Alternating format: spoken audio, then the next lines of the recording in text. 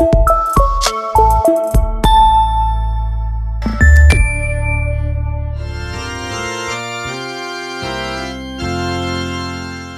mofinaina isan'andro atolotry ny mpitandrina rakotina valina maoly.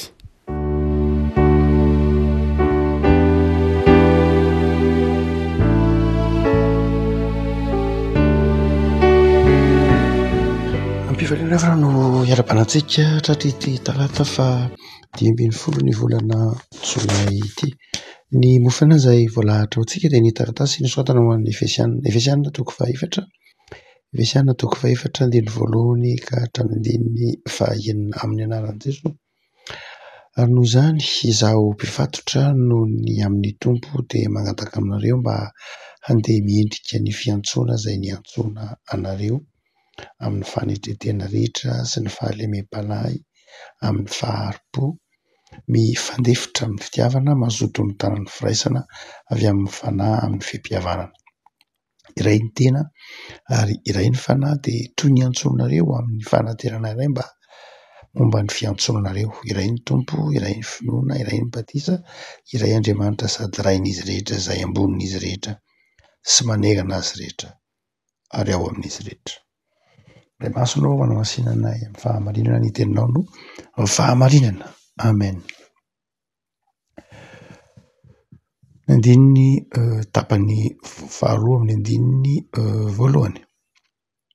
Mangataka aminareo mba handeha miendrika ny fiantsoana izay niantsoana anareo. Fiangonana mpanompon'Andriamanitra mpino mandeha araka ny fiantsoana. Mandeha miendrika ny fiantsoana.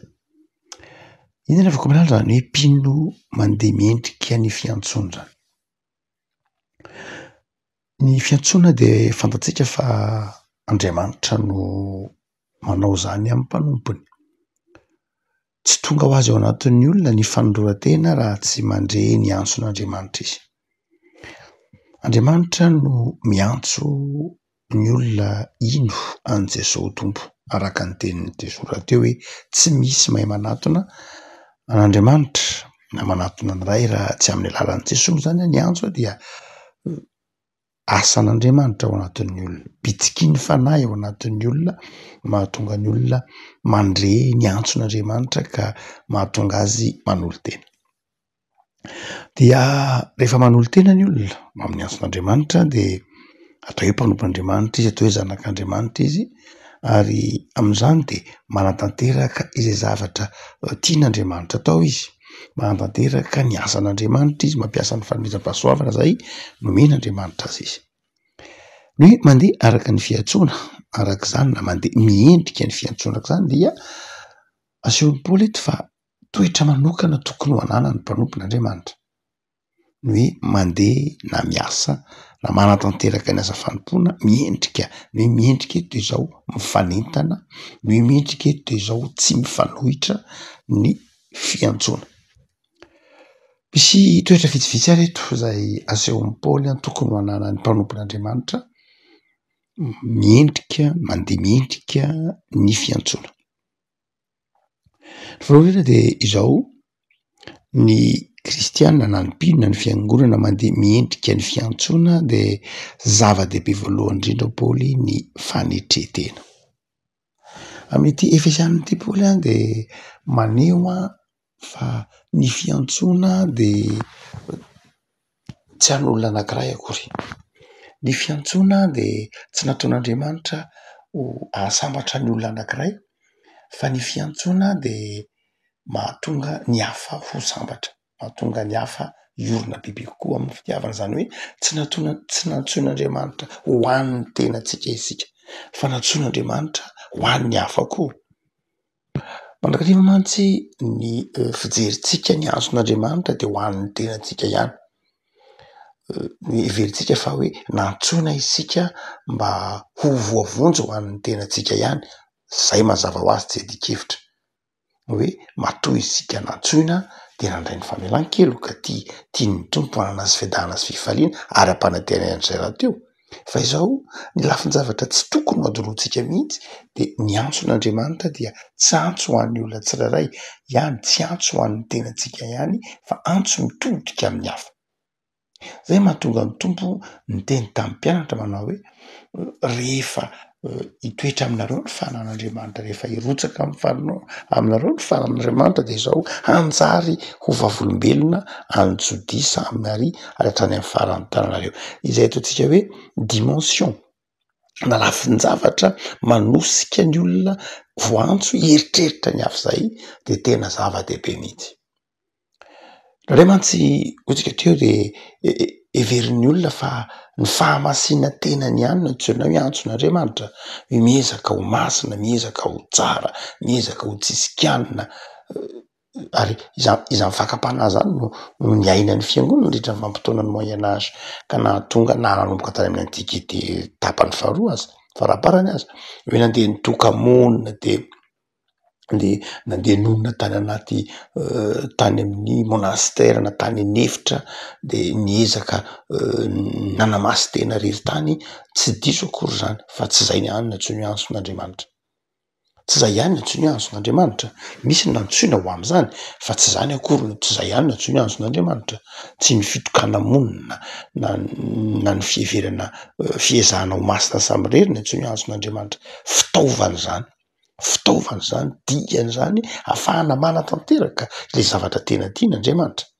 De fiheverana diso zany raha ohatra ka mieritreritra hoe za dia antsoin'Andriamanitra ho an'ny tenako ihany.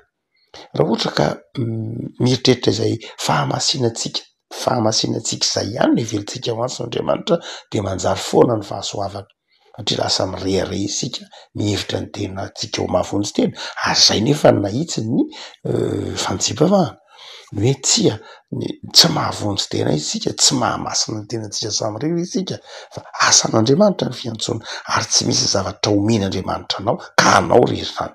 Fantatsika ny toetran'Andriamanitra fa Andriamanitra tia mizara, tsy misy zavatra nomen'Andriamanitra anao ka ho azononao samy rery fa ny zavatra rehetra nomen'Andriamanitra anao na inona de tsy maintsy mitodika mahavisy fifaliana anao fa mitondra koa soa ho an'ny hafa. Zay mandrakariva ny asan'Andriamanitra, ny asan'Andriamanitra na ny fitahian'Andriamanitra na ny antson'Andriamanitra, zay rehetra ataon'Andriamanitra dia tsy mahatonga antsika hihidy ao anatin'ny tenantsika ao. Tsy misy zavatra tsara natolotr'Andriamanitra ka tsy ho zaraina, tsy misy zavatra natolotr'Andriamanitra ho antsika ka fikirintsika samy rery. Ny antson'Andriamanitra de izay fiezahantsika na izay asa ataontsika izay hizara ilay zavatra nomen'Andriamanitra antsika.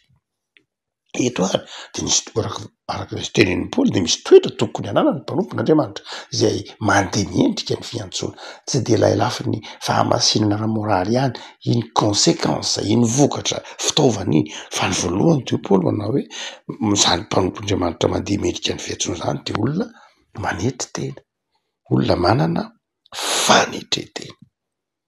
Ny fanetretena de zao ny antso any de rehefa miteny hoe fanetretena tsika dia tsy hainao rery zany mazava ho azy fa ianao ao anatin'ny fiarahamonina, ianao ao anatin'ny fiangonana, ianao ao anatin'ny eo anatrehan'ny mpiarabelona ny fanetretena.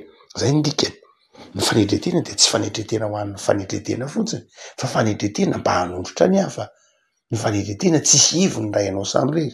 Raha ianao samy rery ao anatin'ny tokantrano de tsisy ivony ny fanetretena fa misy ivony ny fanetretena rehefa ao anatin'ny fiarahamonina ianao, rehefa miarabelona, miara-miasa, mifandray amin'ny olona ianao de misy ivony ny fanetretena ary tsy fanetretena ho an'ny fanetretena fa ny ivony fanetretena de izao manondrotra ny hafa. Raha hoe mantsy everitsika hoe fanetretena fotsiny de fanetretena noho ny ataontsika hoe toe-tsaina fotsiny mila manetretena de manetretena. Fa ny dikan'ny fanetretena de izao manondrotra ny hafa, mahatonga ilay hafa hisondrotra tsy hisongera nanetretena, tsy hoe nanetretena ho an'ny tenany fotsiny satria lamaody ny fanetretena.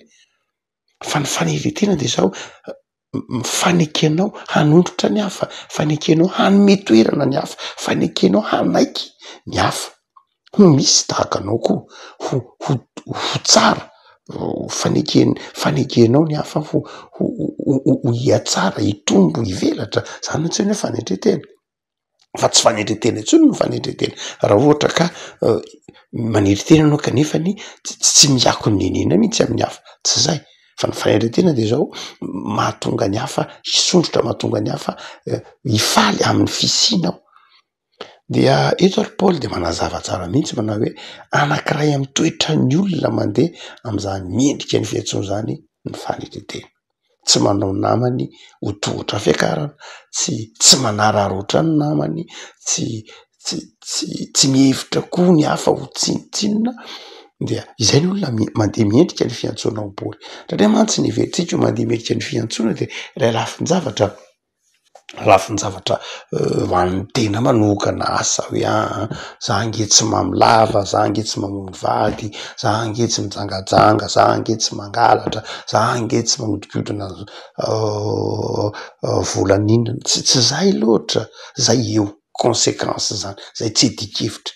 Raha olona andeha mendrika ny fiantsoana ka manao zany tsy maro toerana fa izao ny hoe mandeha mendrika ny fiantsoana de zao voalohany indrindra tena manomboka eo amin'ny fifandraisanao amin'ny namanao. Tena lay fifandraisana amin'ny namana mihitsy zay ho Efesianina io.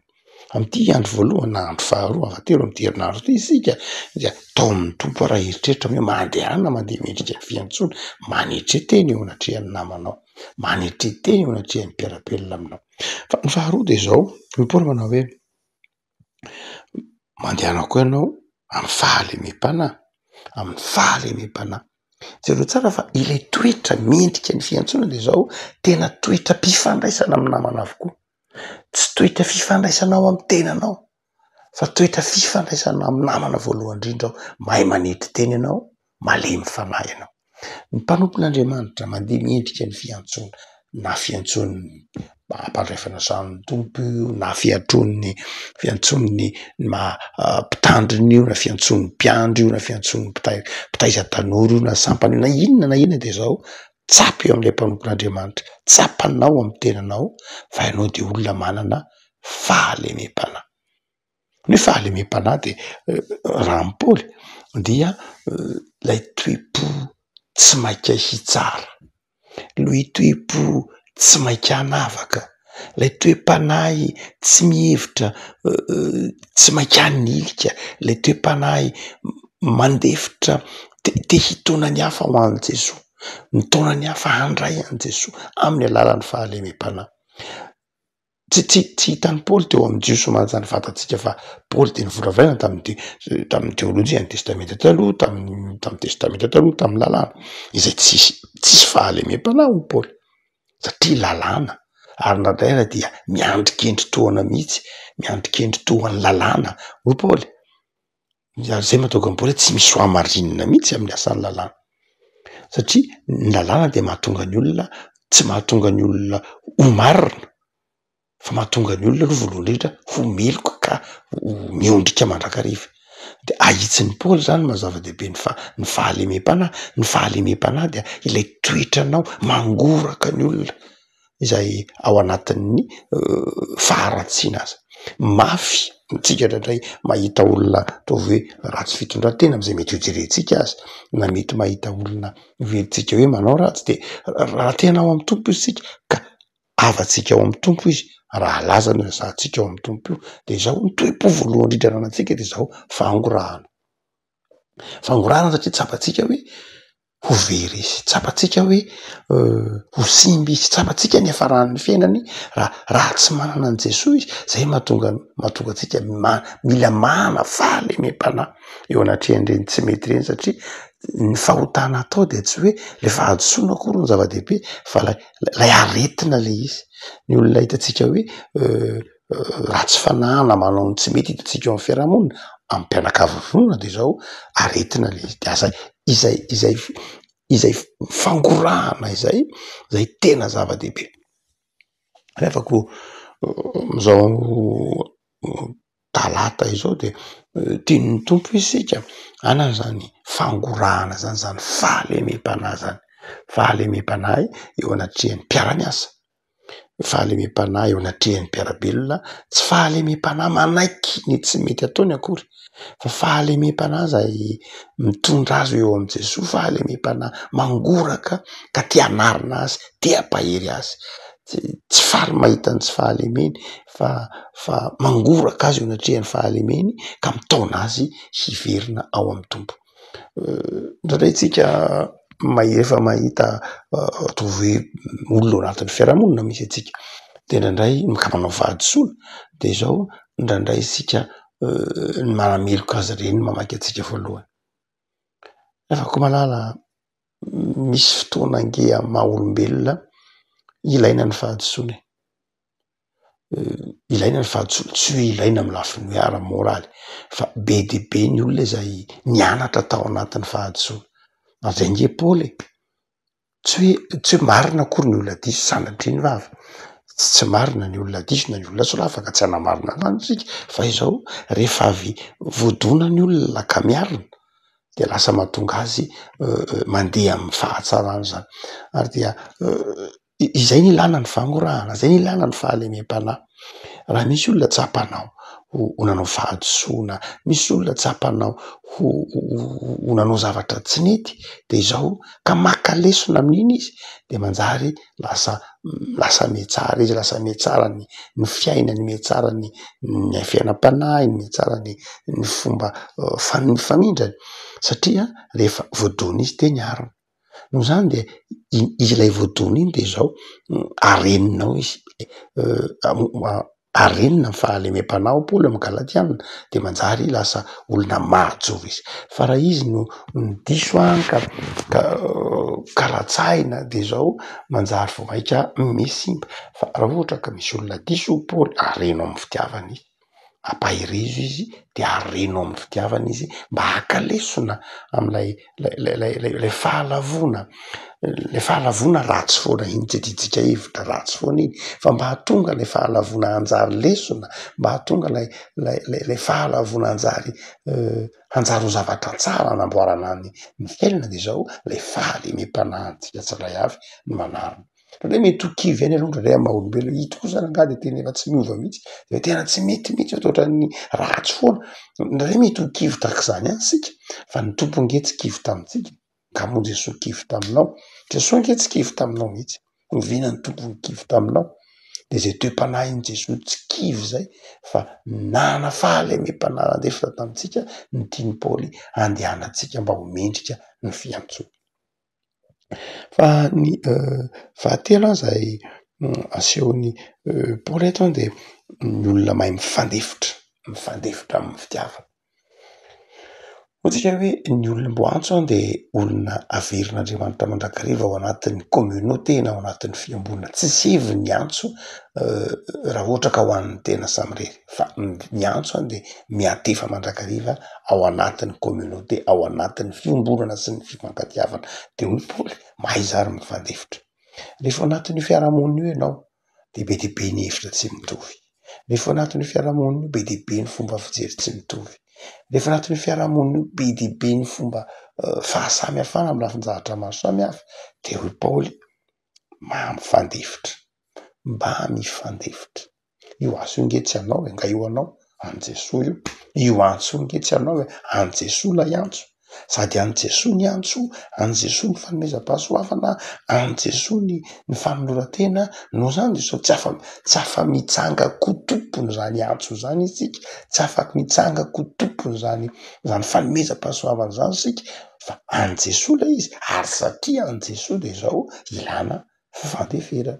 Ilana fifandeferana amin'ny hoe ity hevitro ity fanomezam-pahasoavako ity fananako ity tenako ity an Jesoa fa ny azy koa an Jesoa, izy koa an Jesoa ary satria samy an Jesoa zay de zao tsy afaka miziriziry aho zany amin'ny hoe zay ihany ny tian'Andriamanitra fa izy tsy tian'Andriamanitra. Zay ny mahatonga an'i Paoly hiteny hoe mifandefitra ianao tsy noho ny amin'ny hoe fahatsaran'ny hevina fahadisoan'ny hevitrao, mandefitra ianao tsy noho ny amin'ny hoe fahasalamanao na noho fa mandefitra ianao satria tsapanao fa izao hitanao eo amiko Jesoa.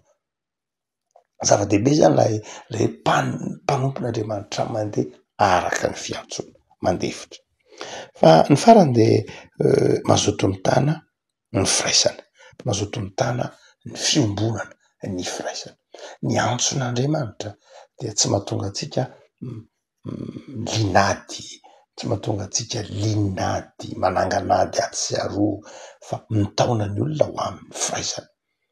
Ty firaisana raha ohatra ka misy olona tia mampivakivaky nandray fanomezam-pahasoavana nefany tsy miraharaha fiombonana, nandray fanomezam-pahasoavana nefa tsy miraharaha ny hafa, nandray fanomezam-pahasoavana nefa nanandray antso nefa tsy miraharaha ny antson'ny hafa, manimba ny antson'ny hafa, de zao tsy mari-toerana, tsy mandeha araka ny fiantsoana azy izy. Ny mpino ry afaka malala de zao mila mifampiaro ny antso izy. Ianao vao antso, namanao vao antso, de mila arovantsika ny fiantsonana ny antso ny namantsika. Tsy hoe za miaro ny antsoko ihany, niantsoana aza mpitandrina, ianao diakona, ianao olona, ianao mpanompon'Andriamanitra zao, tsy hoe ny zava-dehibe amiko de manao zay arovako ny antsoko ihany ka ny zava-dehibe amiko de za sy ny antsoko, za sy ny fanompoko fa izao manana didy koa hiaro ny antsonao. Eo anatrehan'Andriamanitra de zao adidy kokoa ny miaro ny antsonao. Zava-dehibe zay izay fanahy ny fifampiarovana amin'ny fiantsoana zay, hoe mifampiaro am'ilay antso. Za mitahiry ny antsonao mba tsy ho simba lay fiantsoana. Le fiantsonanao zany mba tsy ho simba. Ianao koa mitahiry ny fiantsoana mba tsy ho simba lay antson'Andriamanitra ty amiko. Fa tsy hoe za rakoara simba lay antsonao, za rakoara tsy mandeha lay antsonao, za rakoara simba lay fanomezam-pahasoavanao. Tsy toe-panahy kristianina mihitsy zany, fa ny toe-panahy ny kristianina de zao mifampiaro am'lay antso, satria lay antso de iray andro. Iray ihany ny tompon'ilay antso itenen'ny Paoly io, iray Andriamanitra, iray ny fanahy, iray ny tompon'ny fiantsoana, iray ny batisa, iray Andriamanitra zay ambon'izy rehetra. Noho zany ny antsoko tsy antsoko ihany, fa ny antsoko de antsonao koa, ny antsonao de antsonao, fa ny antsonao de zao antsoko ihany koa. Noho zany de zao raha mahomby amin'ny antso zay niantsoan'Andriamanitra ahy de miara-mahomby sika, raha tsy mahomby amin'ny antso zay niantsoanao anao sanatria de zao miara tsy mahomby sika. Izay toe-panahy zay ny tian'ny tompo iainantsika ao anatiny hoe mandeha araka miendrika ny fiantsoana. Ny hevitra diso zay tsy maintsy alàna am'ty hoe mandeha miendrika ny fiantsoana ty de zao ny fiheveran-tena mandrakariva hoe ny antso dia ilay fahamasina tenany tsiraray fotsiny. Le hoe antsoiny hoe mandeha miendrika ny fiantsoana de zao za tsy nangalatra, za zao, tsy zay mihitsy, tsy zay. Jereo tsara fa mitodika mandrakariva amin'ny mpiarabelona mandrakariva ny antso satria mantsika tratran'ny ataontsika hoe influence ny individualisme de mieritreritra mandrakariva fa anandray ary mampisy heviny diso mihitsy amin'ny hoe mandeha miendrika ny fiantsoana hoe za sam'irery io tsisy anandray ary manana foronahy tsara mihitsy hoe ianao tsy mandeha miendrika ny fiantsoana fa za mandeha miendrika ny fiantsoana, tsy mandeha miendrika ny fiantsoana ianao zao, ary ireo indrindra no atontsika ho tsy kriteran'ny fandehanana miendrika ny fiantsoana. Everitsika fa mandeha miendrika ny fiantsoana ka izy nge olona nanao adidy, izy nge olona nanao rakitra, izy nge olona tsy misotro toaka, izy nge reny nge natsoina hoe mandeha miendrika ny fiantsoana. Tsy zay mihitsy zany zahatra conséquence vokatra. Fa ny tena andrefesana ny olona mandeha miendrika ny fiantsoana de zao olona mpanompon'Andriamanitra mampisy heviny lay communauté na lay fiomborana mpanompon'Andriamanitra manana fanentretena, manondratra ny mpiarabelona aminy, manondratra ny mpiara-mivavaka aminy, mpanompon'Andriamanitra manana fahandeferana sy fahalemem-panahy, mpanompon'Andriamanitra tena nandray ary mety ho mamafa tena, ho manafona tena mihitsy mba ho an'ny hafa. Ny afaka malala mandehana mandeha miendrika ny fiantsoana. Aza ty tena, aza ny tenanao ihany no heverinao ho masina sy ho tsara na hamasinina fa mikendre koa mba hahatonga ny hafa ho masina tahaka anao, ho tsara tahaka anao, mandehana mandeha miendrika ny fiantsoana.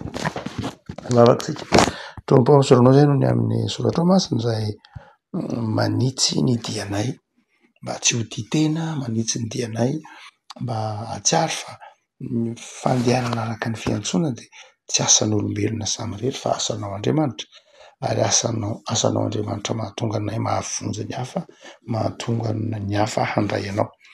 Da io ty tontolo andronay ty Jesoa, ho tontolo andro manjakan'ny fifaliana sy ny fiadanana.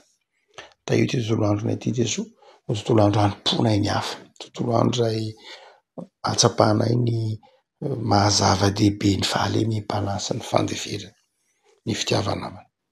Vavak'izay Jesoa ho an'ireo izay tsy salama, ireo izay manana olana, ireo izay any amin'ny hôpitaly, indrindra ireo izay mbola miady amin'ny fahafatesana noho ny toe-javatra maro samihafa, ny aretina, ny loza, dia mivavaka izay mba ho tahinao avokoa izy rehetra ireny. Mivavaka izay ho an'ny fanorentenan'ny mpanomponao tsirairay avy, ny mpino tsirairay avy mba samy handeha miendrika ny fiantsonao satria hanao ny fiantsoana. Dia tehirizo izay Tompo mba ho mpanompo mahatoky hatrany ary hanjaka amin'ny tokantranonay sy ny asan'ny tananay hatrany ny fiadananao Jesoa. Amen.